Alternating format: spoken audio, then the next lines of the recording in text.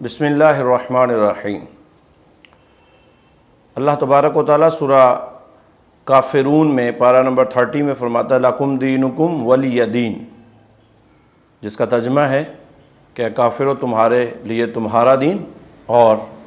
مجھ محمد کے لیے میرا دین۔ یہ آیت مقدسہ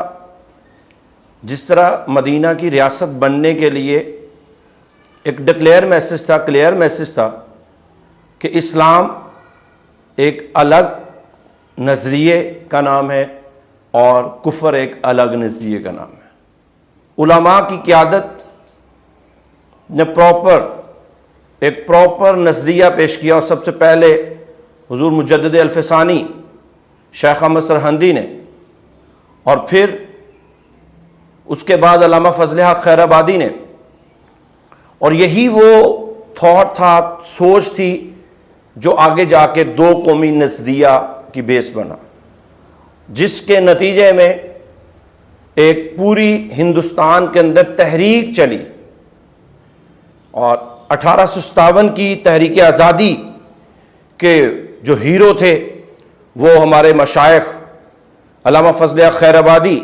مفتی کفایت علی کافی، مولانا امام بخش صحبائی، مفتی عنایت احمد کاکوروی، مولانا فضل احمد بدایونی، مولانا احمد اللہ شاہ مدراسی، سید وحاج الدین مراد آبادی، مولانا شاہ رضا علی بریلوی، اور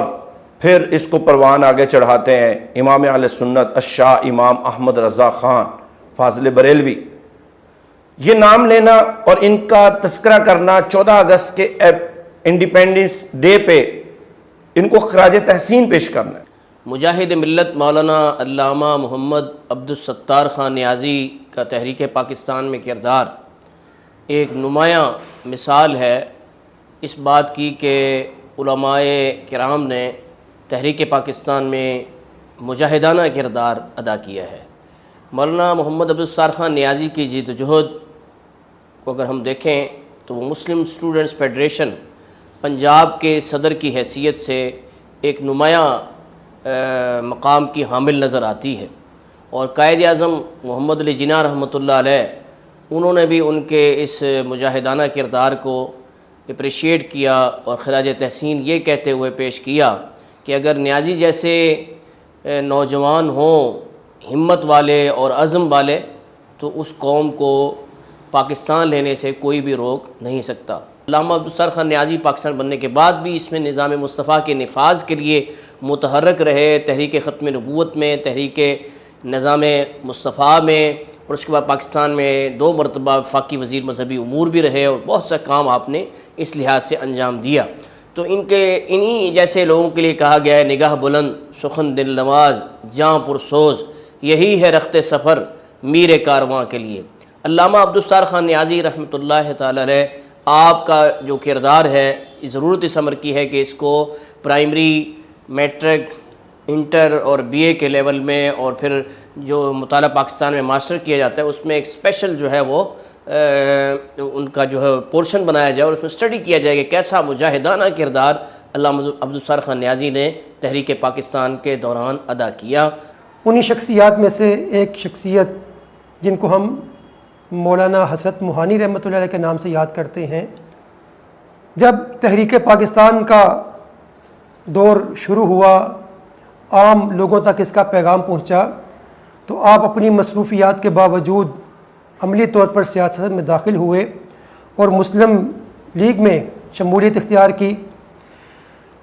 اس زمانے میں مسلم لیگ کو نوابوں، شہزادوں اور رئیسوں کی جماعت سمجھا جاتا تھا۔ آپ نے پہلی مرتبہ مسلم لیگ کو عوامی جماعت بنانے کے لیے عامۃ الناس کے دروازے کھولنے کے لیے جد و جہد کا آغاز کیا، جس پر بجا طور پر قائد اعظم رحمۃ اللہ علیہ فخر کیا کرتے تھے۔ دیگر کابرین کے خراج تحسین کے کلمات بھی ہمیں ملتے ہیں، حتیٰ کہ کئی بار ان کو جیل جانا پڑا، اور جیل میں ان کی خصوصیت یہ تھی کہ جہاں پر ان کو جیل ہوتی، جرمانہ ہوتا، وہیں پر ان کو چکی پیسنے کی مشقت بھی برداشت کرنا پڑتی، حتیٰ کہ ایک زمانہ میں روزانہ 1 من آٹا پیسنے کی مشقت ان کے ذمہ تھی، جس پر وہ بجا طور پر یہ بات کہا کرتے تھے اپنے شعر میں بھی، اس کا اظہار کیا اور اس کا عملی نمونہ بھی پیش کیا۔ کراچی میں آپ جب حج کر کے واپس آئے تو یہاں پر رکے تو لوگوں نے پوچھا کہ حضرت آپ نے اپنی شاعری میں محنت و مشقت کا ذکر کیا ہے، چکی کا ذکر کیا ہے، وہ کیا چیز ہے؟ آپ نے بجائے جواب دینے کے اپنی پشت سے قمیض اٹھائی تو وہاں پر زخموں کے نشانات تھے۔ کہا کہ یہ وہ زخموں کے نشانات ہیں جو قید کے دوران مجھے برداشت کرنا پڑے۔ ایسے ہی جب نماز کا وقت ہوا، آپ نے جماعت کروائی، امامت کروائی، تو جو آپ کے پیچھے لوگ تھے انہوں نے دیکھا کہ آپ کے پاؤں بالکل سیاہ رنگ کے ہیں۔ کسی نے ذرائع تجسس عرض کیا کہ حضرت ذرا تھوڑا سا اوپر کر کے پنڈلی کا کپڑا اٹھائیے۔ آپ نے کپڑا اٹھایا تو وہ بھی سیاہ رنگ کی۔ کہا کہ حضرت یہ کیا چیز ہے؟ کہا کہ تحریک آزادی کے دوران حق گوئی کا فریضہ سر انجام دیتے ہوئے، حکومت برطانیہ کی روش پر تنقید کرتے ہوئے جب مجھے جیل ہوتی، مجھے الٹا لٹکا دیا جاتا، گھنٹے مجھے ایسے ہی رکھا جاتا، جس کی بنا پر میری ٹانگیں بالکل خشک ہو گئی اور ان کا رنگ سیاہ پڑ گیا۔ تحریک پاکستان کا جب آغاز ہوا تو یقیناً ہر ایک نے اس میں اپنے طور پر اپنی کوشش کے تحت حصہ ڈالا، اور انہی میں علماء اور مشائخ کا بھی ایک بہت بڑا طبقہ، بالخصوص علماء اہل سنت نے اپنا کردار ادا کیا۔ انہی علماء اہل سنت میں کچھ تو ایسے تھے کہ جو باقاعدہ سیاست سے وابستہ بھی تھے اور اس سیاسی سوجھ بوجھ کو رکھتے بھی تھے، لیکن ایسے افراد اور ایسی شخصیات بھی اس میں اپنے آپ کو پیش کرنے پر آمادہ ہو گئیں کہ جن کا بظاہر سیاست یا ملکی حالات سے اتنا تعلق واسطہ نہ تھا۔ انہی میں سے ایک مفتی احمد یار خان نعیمی رحمۃ اللہ تعالیٰ علیہ ہیں۔ آپ اگرچہ درس و تدریس اور تصنیف و تالیف کے میدان کے شاہ سوار تھے، آپ خلوت میں رہتے اور تصنیف و تالیف کرتے، آپ کی درجنوں کتابیں ہیں اور 19 جلدوں میں تقریباً تفسیر نعیمی اور 8 جلدوں میں مشکوٰۃ شریف کی شرح، لیکن اس کے ساتھ ساتھ حب الوطنی من الایمان کے تحت جب ملک پاکستان کے بنانے کی ضرورت پیش آئی اور اس وقت تحریک چلی تو آپ نے بھی اس میں اپنا بڑا مثبت کردار ادا کیا، اور 1946 کا جو الیکشن ہوا تھا پاکستان بننے سے پہلے، اور اس میں مسلم لیگ کو کامیابی کی دلوانہ مقصود تھی، تو مفتی احمد یار خان نعیمی رحمۃ اللہ علیہ نہ صرف سفر کر کے اپنے آبائی علاقے میں پہنچے اور آپ نے وہاں آخری ووٹ ڈالا۔ آپ کے گاؤں میں ٹوٹل 17 ووٹ تھے اور ان 17 ووٹوں میں سے 15 ووٹ آپ کی کوشش اور کاوش سے مسلم لیگ کو ملے، اور اس میں آخری ووٹ مفتی احمد یار خان نعیمی رحمۃ اللہ تعالیٰ علیہ نے خود جا کر ڈالا، اور اس پہ آپ کے علاقے والے بھی بہت خوش ہوئے کہ مفتی صاحب نے پاکستان کے قیام کے لیے نہ صرف اتنا سفر کیا، یہاں آئے، اپنا ووٹ ڈالا، بلکہ اپنے گاؤں اور اپنے علاقے کے لوگوں کو بھی اس پہ آمادہ کیا۔ یقیناً ایسی اور بہت ساری شخصیات تھے کہ جنہوں نے اپنا کردار ادا کیا۔ جس ہستی کا میں ذکر کرنا چاہتا ہوں وہ شیخ القرآن علامہ محمد عبدالغفور ہزاروی رحمۃ اللہ علیہ کی ذات ہے۔ اگرچہ آپ ایک مدرس تھے، ایک واعظ تھے، ایک مسجد کے خطیب تھے، لیکن جب آپ نے دیکھا کہ قوم کو ان کی ضرورت ہے ایک وسیع میدان کے اندر، تو آپ نے اپنی جو تدریس کی مصروفیات ہیں ان کو سائڈ پر رکھتے ہوئے خود کو قوم اور ملک و ملت کے لیے وقف کر دیا۔ ایک مجلس تشکیل دی، مجلس اتحاد ملت، اور اس کے تحت آپ نے مسلمانوں کی فلاح و بہبود کے لیے کام کیا۔ 1938 میں آپ نے محسوس کیا کہ ایک وسیع میدان اور ہونا چاہیے جس سے کہ ہم بہتر طریقے سے اپنے مسلمانوں کے لیے کام کر سکیں، تو آپ نے مسلم لیگ کو اختیار کیا اور اپنی پوری جو جماعت تھی مجلس اتحاد ملت اس کو آپ نے مرج کر دیا مسلم لیگ میں۔ کلکتہ کے اجلاس کے اندر تو قائد اعظم محمد علی جناح نے اس کو بہت اپریشیٹ کیا اور اس پر بڑی خوشی کا اظہار کیا کہ شیخ القرآن علامہ محمد عبدالغفور ہزاروی رحمۃ اللہ علیہ ان جیسی ایک پرجوش شخصیت جو کہ بہت بڑے ڈیبیٹ کرنے والے بھی ہیں، تو وہ مسلم لیگ میں شامل ہوئے سے اور پوری اپنی جو تنظیم ہے، آرگنائزیشن ہے، اس کو انہوں نے مرج کر دیا مسلم لیگ میں، تو اس سے قائد اعظم محمد علی جناح نے بہت خوشی کا اظہار کیا۔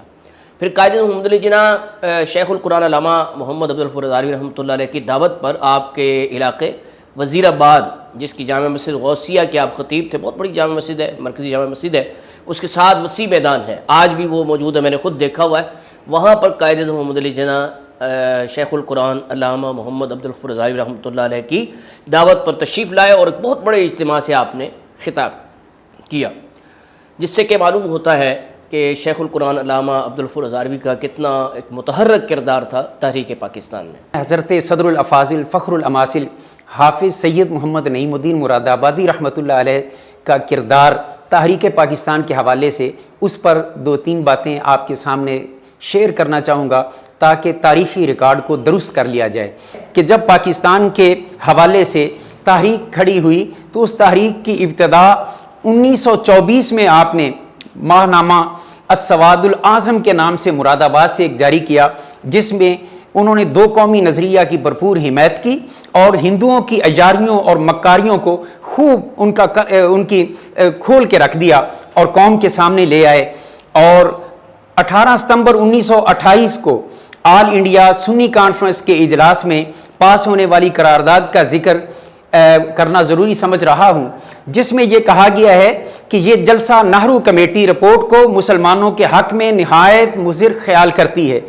اور سمجھ کر اس سے ناراضگی کا اظہار کرتی ہے۔ یاد رہے کہ اس کانفرنس کی صدارت بھی محدث علی پوری رحمۃ اللہ تعالی علیہ نے فرمائی تھی اور آپ کا خطبہ صدارت ایک تاریخی شاہکار ہے۔ ایک موقع یہ آیا کہ آپ نے اپنے شاگرد حضرت علامہ ابو الحسنات قادری رحمۃ اللہ تعالی علیہ کے نام ایک خط تحریر کیا، جس میں پتہ چلتا ہے کہ آپ کو تحریک پاکستان سے عشق کی حد تک لگاؤ تھا۔ آپ نے فرمایا اس خط کے اندر پاکستان کی تجویز سے آل انڈیا سنی کانفرنس کو کسی طرح دستبردار ہونا منظور نہیں ہے، خود جناح اس کے حامی رہیں یا نہ رہیں۔ اس قدر کمٹمنٹ تھی تحریک پاکستان کے لیے، انہوں نے اپنے شاگردوں کو موبلائز کیا۔ انہی میں سے ایک محدث اعظم پاکستان مولانا محمد سردار احمد قادری چشتی رحمۃ اللہ علیہ کی ذات اقدس بھی ہے۔ اگرچہ جو تحریک پاکستان کے موضوع پر لکھی گئی کتب ہیں ان میں ان کا نام شامل ہے، تو ہونا چاہیے۔ یہ بہت ہی متحرک اور بنیادی کردار ان کا تحریک پاکستان میں ہے۔ بیسیکلی بنیادی طور پر جیسا کہ آپ کو علم ہے کہ وہ مدرس تھے، شیخ الحدیث تھے، حدیث شریف پڑھاتے تھے، لیکن جب انہوں نے دیکھا کہ قوم کو، ملک و ملت کو ان کے متحرک کردار کی ضرورت ہے، تو وقتی طور پر آپ تدریس کو ایک طرف رکھتے ہوئے میدان عمل میں آئے اور آپ نے تحریک پاکستان میں ایک بنیادی کردار ادا کیا۔ روزنامہ سعادت کے مدیر تھے ناسخ سیفی، انہوں نے کہا کہ محدث اعظم پاکستان مولانا محمد سردار احمد رحمۃ اللہ علیہ کا تحریک پاکستان کے ہراول دستے میں شمار ہوتا ہے۔ جب ہم ان کی اسٹڈی کرتے ہیں تو آل انڈیا سنی کانفرنس، بعض لوگ سمجھتے ہیں کہ سر 1946 کی جو بنارس میں سنی کانفرنس ہوئی تھی، جس میں کہ یہ کہا گیا تھا کہ اگر مسلم لیگ اور جناح صاحب بھی مطالبہ پاکستان سے پیچھے ہٹ جائیں تو آل انڈیا سنی کانفرنس اس کو بنا کر دم لے گی۔ تو اس کانفرنس لوگ سمجھتے ہیں کہ شاید ایک کانفرنس کا نام ہے، لیکن یہ ایک تنظیم کا آرگنائزیشن کا نام ہے۔ تو اس کے جتنے متعدد اجلاس ہوئے پورے بر صغیر میں، سب کانٹیننٹ میں، تو محدث اعظم پاکستان مولانا محمد سردار احمد ان اجلاسوں میں تشریف لے جاتے رہے۔ ایسے لمحات میں قوم کو ایک صحیح سمت میں نظریہ پاکستان سے روشناس کرانے کے لیے کنز الایمان بیکن سکول کے زیر اہتمام جو یہ کاوش شروع ہوئی ہے، حضرت علامہ مولانا مفتی شاہد محمود مدنی صاحب دامت برکاتہم العالیہ آپ کے ذریعے سے، کہ آپ نے لوگوں تک یہ پیغام پہنچانے کی کوشش کی ہے کہ یہ پیغام سب تک جائے، جوانوں تک، بزرگوں تک، بچوں تک، ہمارے جتنے اداروں میں پڑھنے والے، چاہے دینی یا عصری اداروں میں پڑھنے والے بچے ہیں، ان تک یہ پاکستان ہمیں ایسے نہیں ملا۔ اور یہ صرف ایسا نہیں ہے کہ 14 اگست 1947 کو ایک اعلان ہوا اور اس اعلان کے ساتھ ہی ملک آزاد ہو گیا۔ اس کے پیچھے لاکھوں مسلمانوں کا خون ہے، اس کے پیچھے ہزاروں علماء کی شہادتیں ہیں، اور جس کی تفصیلات تو بہت زیادہ ہیں، اس کے لیے ایک طویل وقت چاہیے۔ میں مختصراً بس اس شخصیت کی بات کروں گا جن کو دنیا سید کفایت علی کافی رحمۃ اللہ تعالی علیہ کے نام سے جانتی ہے۔ مفتی شاہ عنایت کاکوروی رحمۃ اللہ تعالی علیہ ان کے یہ دست راست تھے، اور جنرل بخت خان روہیلا ان کے ساتھ مل کر انگریز کے خلاف انہوں نے اپنی جد و جہد کی اور فتوی جہاد بھی جاری کیا، حتیٰ کہ مراد آباد سے آپ نے فوج کو نکال باہر بھی کیا اور کافی سارے علاقے واگزار بھی کروائے۔ دین کلال ایک منافق شخص کی مخبری پہ آپ گرفتار ہوئے اور انگریز نے آپ پہ بہت زیادہ ظلم کیے، گرم استریاں آپ پہ لگائیں، حتیٰ کہ گرم استریوں سے جب بدن آپ کا جل گیا تو اس کے بعد انہوں نے نمک اور مرچیں بھی ڈالیں، یہی کہتے رہے دین چھوڑ دو، مذہب چھوڑ دو، اسلام چھوڑ دو، یا پھر ان ساتھیوں کی مخبری کر دو جو ہمارے خلاف لڑ رہے ہیں۔ تو انہوں نے تاریخی جملہ کہا کہ میں نبی علیہ السلام کا نوکر ہوں، ہم جان تو دے سکتے ہیں لیکن کبھی اپنے ایمان کا سودا نہیں کر سکتے۔ تو 4 مئی 1858 کو آپ کا مقدمہ شروع ہوتا ہے اور 6 مئی صرف 2 دنوں کے اندر اس مقدمے کا فیصلہ سنایا جاتا ہے اور 6 مئی کو آپ کو تخت دار کی طرف لے جایا جاتا ہے۔ پروردگار عالم، تیری بارگاہ میں التجا ہے کہ ہمارے وطن عزیز کو تا دم قیامت دنیا کے نقشے پہ سلامت رکھنا۔ یا اللہ، اس کی بے رونقیوں کو رونقوں میں بدل دے، اس کی خزاؤں کو بہاروں میں بدل دے۔ یا اللہ، ہمارے وطن عزیز کو اسلام کا قلعہ بنا دے۔ اللہ، کنز الایمان بیکن سکول جو کہ مسلمانوں کو اپنا کھویا ہوا وقار واپس دلانے کے لیے کوشاں ہے، اللہ پاک ان کی کوششوں کو کامیابیوں سے نواز دے۔ اے اللہ پاک، اس ادارے کے چلانے والے احباب کو اے اللہ پاک اپنے فضل اور کرم سے مزید ہمت اور طاقت عطا فرما۔ یا رب العالمین، ہمارے برادر، ہمارے بھائی، ہمارے دوست، ہمارے محسن مشفق مفتی شاہد محمود صاحب، اے اللہ پاک ان کی عزت، جان، مال، آبرو کی حفاظت فرما۔ اے اللہ پاک ان کے ان کاوشوں کو مزید برکتوں سے نواز دے۔ نعرہ تکبیر، اللہ اکبر۔ پاکستان زندہ باد، اسلام زندہ باد، پاکستان زندہ باد، اسلام زندہ باد۔ پاکستان کا مطلب کیا؟ لا الہ الا اللہ دستور ریاست کیا ہوگا؟ محمد الرسول اللہ، کون ہمارا رہنما؟ محمد الرسول اللہ۔ پاکستان آئندہ پاک آرمی زندہ باد، پاک آرمی زندہ باد۔